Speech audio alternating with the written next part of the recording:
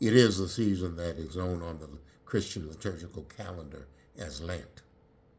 The Lent is a 40-day period, not counting Sundays leading from Ash Wednesday up to Easter. It commemorates the 40 days that Jesus fasted in the wilderness according to the Gospels. Lent emphasizes self-examination, repentance, spiritual discipline, simplicity, renewal. It's not meant as a gloomy time. It's meant as a time of honesty, reflection, and transformation. 34 weeks. We have 34 weeks from the end of our American life as we know it. In 34 weeks, the midterm elections are scheduled to take place. In 34 weeks, the present administration is planning to rig the election in their favor. And if that appears to fail, then the United States electoral system is targeted for destruction by any means available to them. Now, this is not a prediction. This is a plan. One that was articulated in the Project 2025, kicked off in a flurry of executive orders on the first day of President Trump's second term. Contained in that tidal wave of executive orders was a declaration of war on black and brown people, citizens and non-citizens alike. Now, most black folk missed the declaration. More importantly, many who are in positions to affect change are still slow to respond. Now, let me pause here. Some of you may be wondering why, as we are moving into this liturgical season of Lent, why is the pastor concerned about the political situation of our country? Well, most succinctly, the reason is contained in the Lord's Prayer.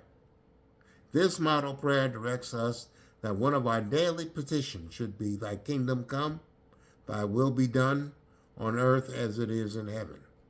In other words, our task is to be God's transformative agents in this world.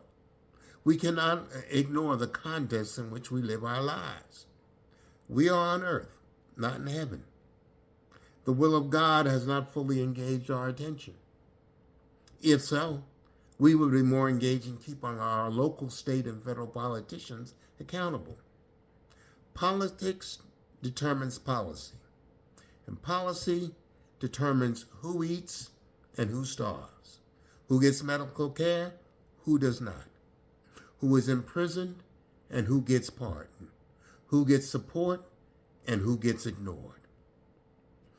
We live in a democratic system where we can affect and determine who our political leaders are and what our policies and laws should be. We can debate the degree and amount of influence we have, but we do have a collective influence, and by and large, we've abdicated that responsibility. We've left it in the hands of those who do not have our best interest in mind. And we can no longer remain disengaged. The unraveling of decency, the unraveling of democracy, the unraveling of the American dream is quickly passing into the vapors of irrelevancy.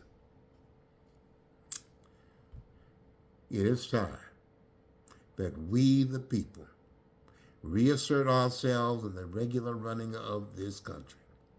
However, we must act strategically and decisively. There is an old adage: when white America catches a cold, black America catches pneumonia. In Minneapolis, 2 peaceful protesters were executed on camera. Both white U.S. citizens. Renee Good was shot in the face and then shot 2 in the body. Alex Preddy, while carrying a legally permitted handgun, was disarmed by federal agents and then shot in the back by 10 times by others. False and defamatory information about these protesters was immediately distributed by the administration. But then the people rallied. When they rallied, stories were changed. An investigation was begun because the good people of Minneapolis in winter weather rallied in non-stop protests.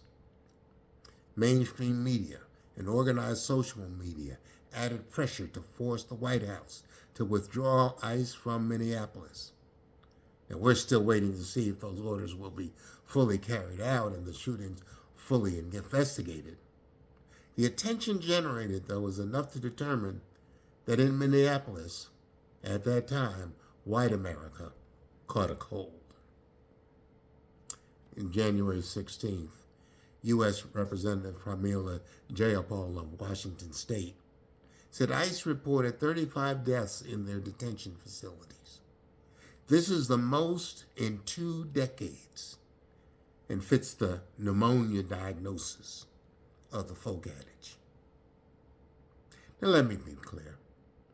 This is shared not to be flippant, but to call attention to the fact that we are in very serious times. ICE is a well-funded secret police force that operates on the fringe of federal law enforcement. They hide their faces behind masks. They use unmarked cars.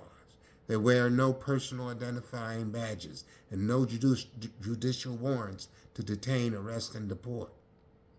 This is not a time for ordinary prayers and protests. Prayers and protests are always in order, but something more has to take place. It's time for the Black church to use every tool and strategy available to them. It's time to make a righteous stand for justice. The Democratic Congress and 4 Republicans have moved to shut down funding of the Department of Homeland Security until ICE is reformed or dismantled. Now I urge you to call and email your senators and representatives to encourage them for their principled stand and not to give in until all the demands are met. Lent is not a time for cosmetic change. This is a time for transformative discipleship. Now I urge you to share this message with others. Talk to your friends, your family in other states. Subscribe. Hit the like button. Share this on our YouTube platform. Share it on our Substack platform. Jesus would end his teachings with the words, "Those that have ears, let them hear."